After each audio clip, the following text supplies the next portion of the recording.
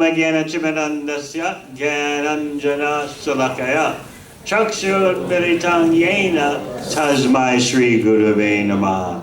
Jai Shri Krishna Chaitanya Prabhu Nityananda Shri Advaita Gadadhar Srivasadi Gaur Bhaktavrinda. Hare Krishna, Krishna Krishna, Hare Hare, Hare Rama, Rama Rama, Hare Hare. As most of you know, we're beginning a special month in which you can increase the potency of your spiritual life by making some increase in your spiritual practices. The Kartik month is especially potent for accelerating our attraction for Krishna. This month, you can make some kind of vrat, some kind of vow to take steps closer to Krishna. Some kind of vow for reducing attachment to material nature and attachment to the spiritual nature.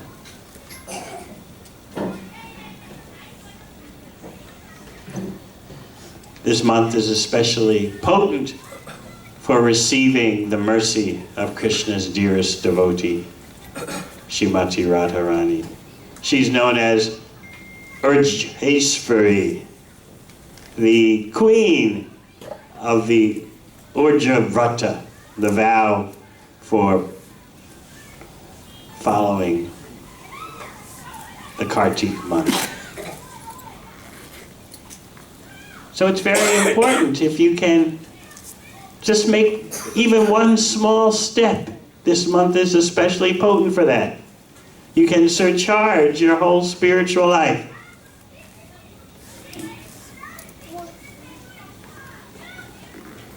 This month is especially auspicious for bringing us closer to Krishna, if you utilize it in that way. Especially, you can contemplate the mystery of Brija Vashyata, Krishna becoming conquered by his devotee. Not exactly by the devotee, but Krishna becomes conquered by the devotee's love. This is a very difficult part for understanding Damodar Lila. On the one hand, everything seems so simple, doesn't it? A naughty child creating mischief, apprehended by his mother, who chastises him and then binds him with a rope to a grinding mortar. Everything seems simple to understand in that respect. But there's such profoundness, such depth, that we'll never get to the bottom of our appreciation for Damodar Lila. It involves so many contradictions. How the infinite becomes under the control of the finite. How the unlimited becomes subservient to the limited. Once you start to understand all these dynamic realities of Damodar Lila, your appreciation for that Lila multiplies manyfold. So many of you know the story. And you may just leave it at that. Oh yes, we have heard so many times Mother Yashoda binding Lord Krishna. We have seen so many pictures, so many paintings. But do we actually appreciate the intensities contained in this Leela? The contradictions. How it is that Krishna, who is the unbound, becomes bound by his devotees' love. How is it that Krishna, whom everyone is afraid of as time and death.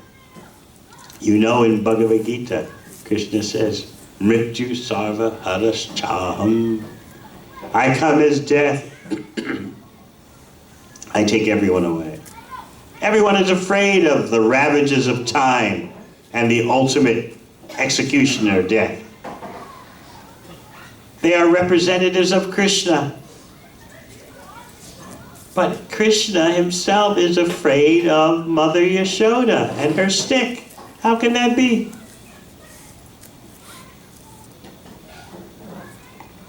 Just see the scene in your mind's eye. Krishna is angry. His mother was feeding him, and she put him down to tend to milk boiling on the stove. Everything in her house is meant for Krishna's pleasure, 100%. So why then would Krishna become angry, as if his interests are being neglected, when everything in Mother Yashoda's house is 100% saturated in Krishna's pleasure? But Krishna, to create Lila, to create pastimes, decided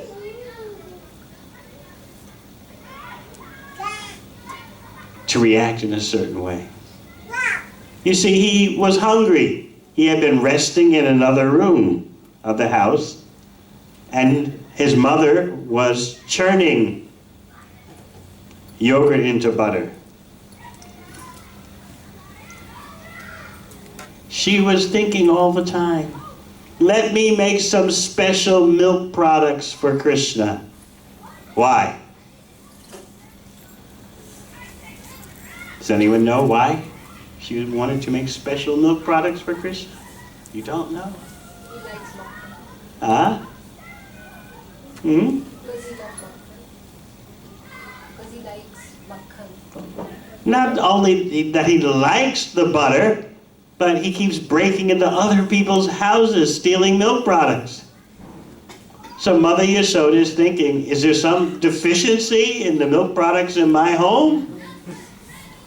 So she thought, she will not engage her servants in making the milk products. She herself will do it. And that way, she's thinking, with such affection, that by Krishna tasting the milk products that his very own mother has prepared from milk, not from her ordinary cows, but she had a special group of cows that gave specially flavored milk because they ate specially flavored grasses. So just see the pure love of Mother Yashoda. She's strategizing how Krishna can be pleased in the best way. So therefore she wouldn't even let her maidservants prepare the milk products. She herself was doing it directly. And as she's churning the yogurt into butter, she's singing songs all about Krishna's pastimes. Such a beautiful scene. Meanwhile, Krishna is sleeping in another room. Of course, does the Supreme Absolute Truth need to rest? Does Krishna suffer from fatigue? No, but this is all his pastime, meant for having pleasurable exchanges with his devotees. We talked about Krishna breaking into people's houses and stealing butter. But just think, Lakshmi Sahasrasata Sambrahma Sevyamanam Govindamadi Purusham Tamam Bhajami. Krishna is served by countless Lakshmi Devis.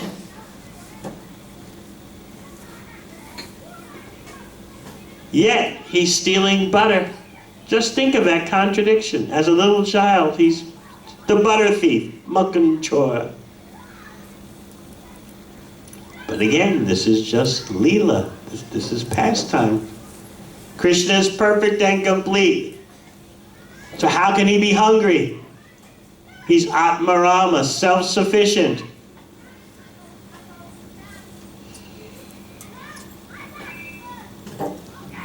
Because there are so many contradictions in this pastime, you might think it's just mythology.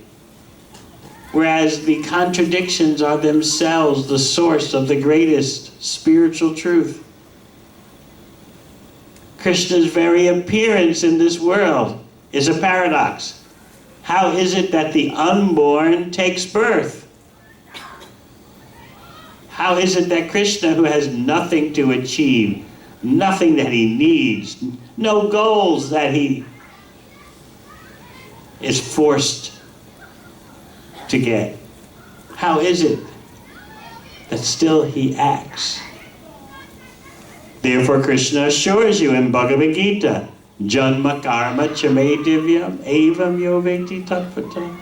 If you can simply understand the tattva, the truth of Krishna's janma, his appearance in this world, and his karma, his activities in this world, then chaktva deham punar janma. Naiti mameti so Arjuna. Upon giving up the present body, which we all must do, you will not get another material body. So there is the highest reward for our understanding Krishna.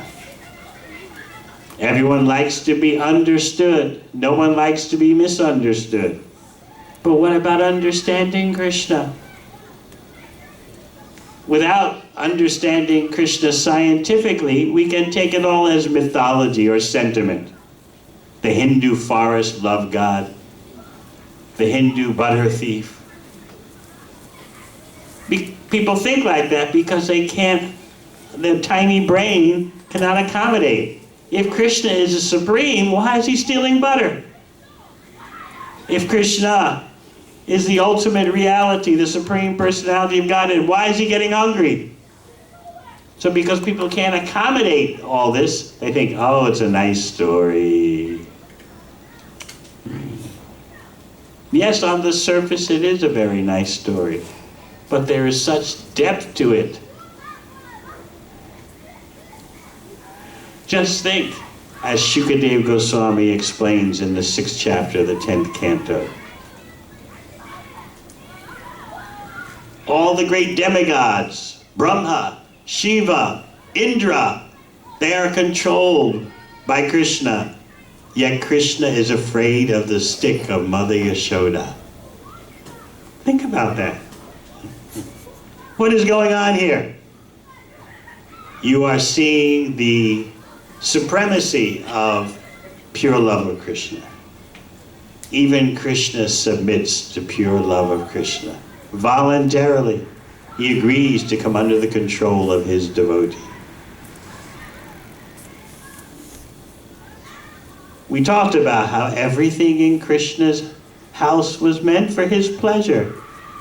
So it wasn't an offense when Mother Yashoda put him down. You see, Krishna was resting in the other room and he became hungry. And he came out to the room where his mother was churning yogurt into butter.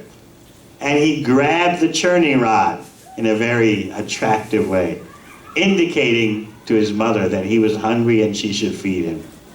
And his mother so much appreciated that gesture of her little child grabbing the churning rod, preventing her from churning anymore.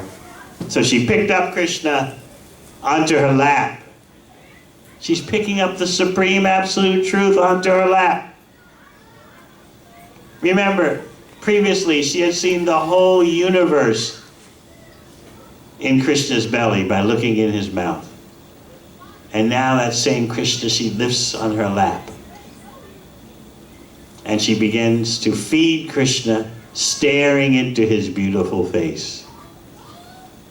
That moment is when the milk on the stove starts to overflow. So Mother Yashoda puts her child down to go tend to that milk, the special milk that she's preparing to make the tastiest milk products for Krishna. And you know what happened? Krishna became angry. Just like a little child becomes angry. He bit his lip. Why has my mother put me down? I have not finished being fed. His mother's not neglecting him, but this is all pastime for increasing the rasa, increasing the flavor of the exchange between Krishna and his devotee.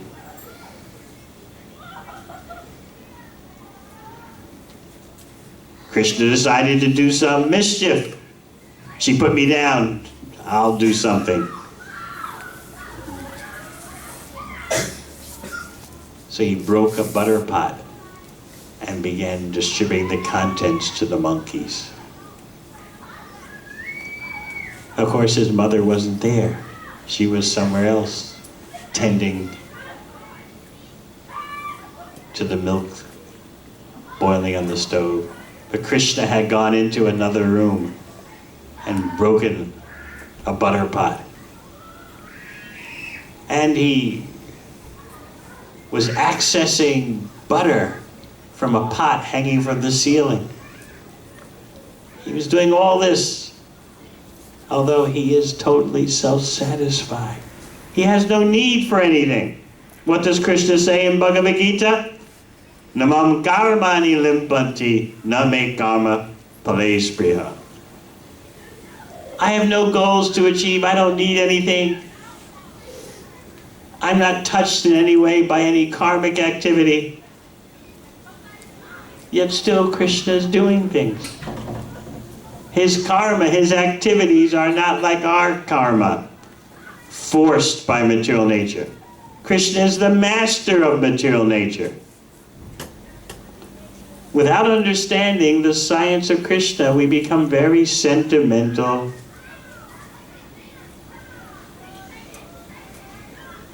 We don't understand the depths of the Krishna knowledge. But Krishna will teach us. In Bhagavad Gita, Krishna is teaching us all about him. Ajopi sanaviyatma. Krishna says, number one, I'm unborn. We are also unborn. We are not these material bodies. So we share that same characteristic with Krishna. We're unborn.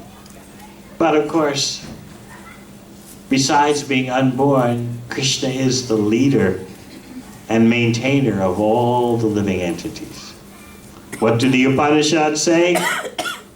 Nityo nityanam chaitanas chaitananam eko bahunam yo vididati kamam. Of all the eternal living entities, nityanam, there's one chief eternal, nityo.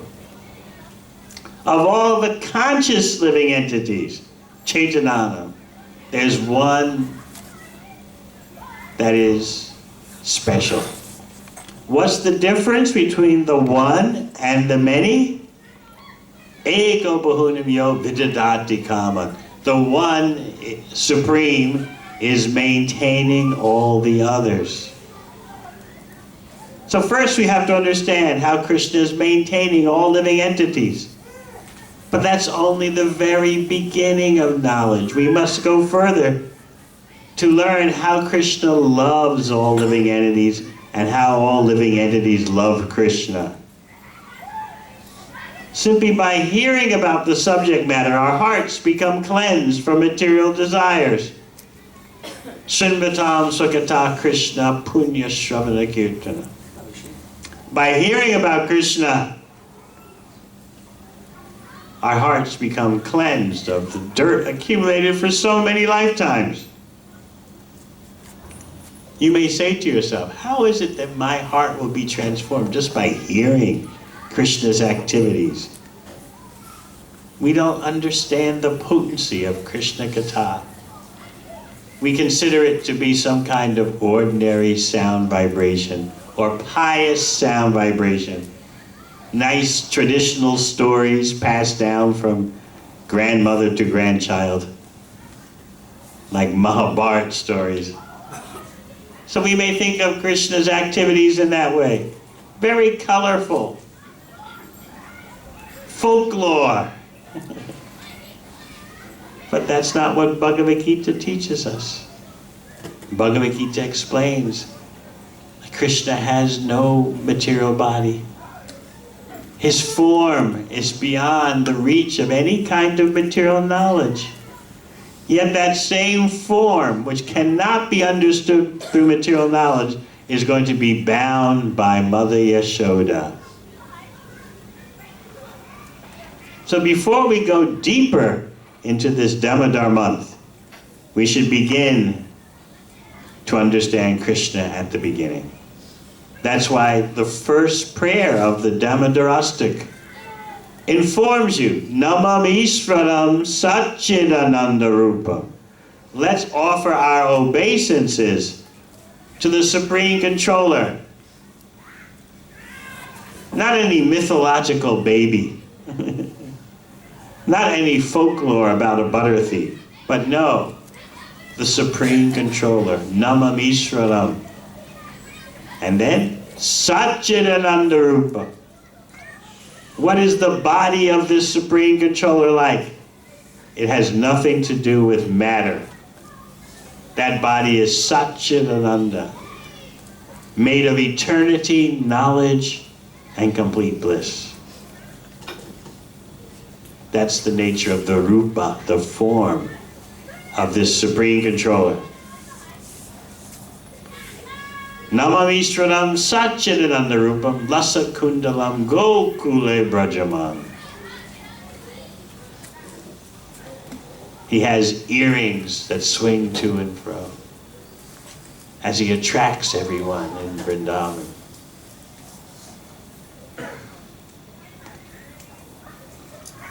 So first, before we go further, let's appreciate how Krishna has form, yet there's no material form. So many contradictions about Krishna, which all indicate Krishna's non-material reality. He has form, yes, but that form has nothing to do with material form. He has personality, yes, but that personality has nothing to do with material personality. So that's why, in celebrating this month, first we must begin with a solid understanding of the science of Krishna, Krishna Tattva. Otherwise we'll mistake the whole Lila as just some kind of folklore drama, some colorful village story that has lingered somehow or other over hundreds of years. Krishna knows how to get the best love from his devotees. He knows that Mother Yashoda is not going to hurt him. But he's deepening the Leela, he's deepening the pastime. So there's Krishna stealing butter and feeding it to the monkeys. His mother sees the evidence of Krishna's naughty activities. She finds a broken butter pot. She knows, my son has done this.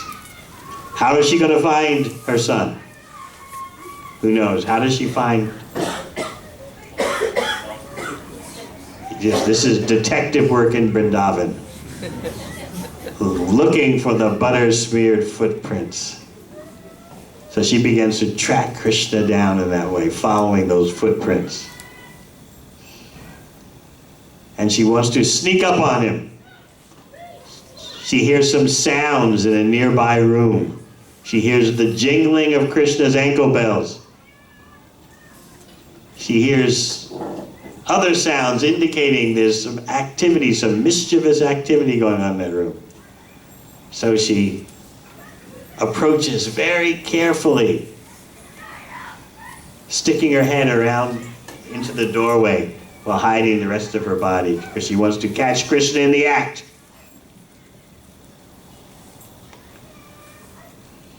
Krishna knows, though, she's coming.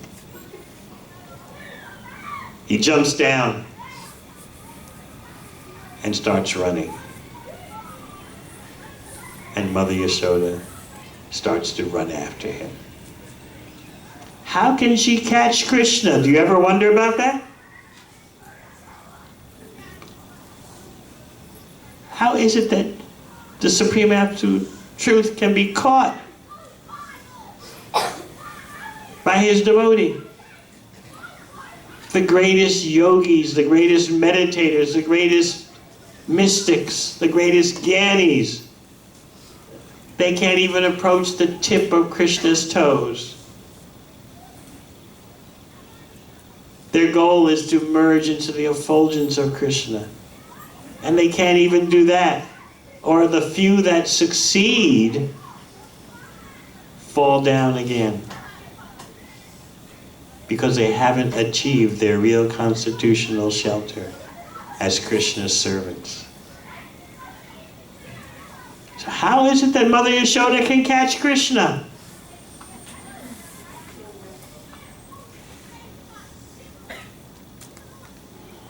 And why is Krishna running away from her? Who does Krishna need to be afraid of?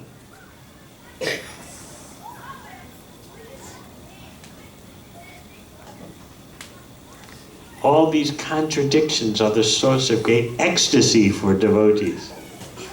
And you can read this pastime in Srimad Bhagavatam again and again and again and never grow tired. It'll be fresher and fresher every time you read it.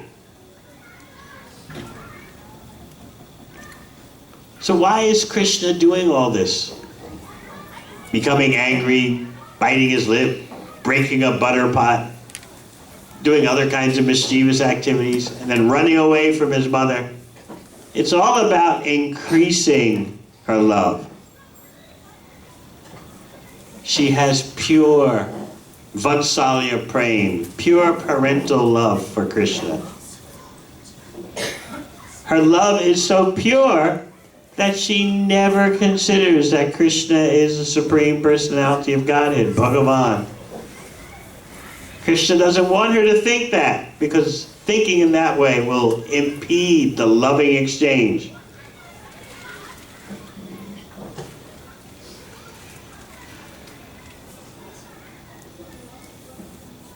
Her love is so intensely pure that Krishna wants to come under its control. So Krishna is always inventing activities in Vrindavan to taste more deeply the love of his devotees. So that is the real dynamic of this Damodar Lila. Krishna doing everything to increase the love of his devotee, so that he can come under the control of that pure love. So now you should be thinking, how can she capture the Supreme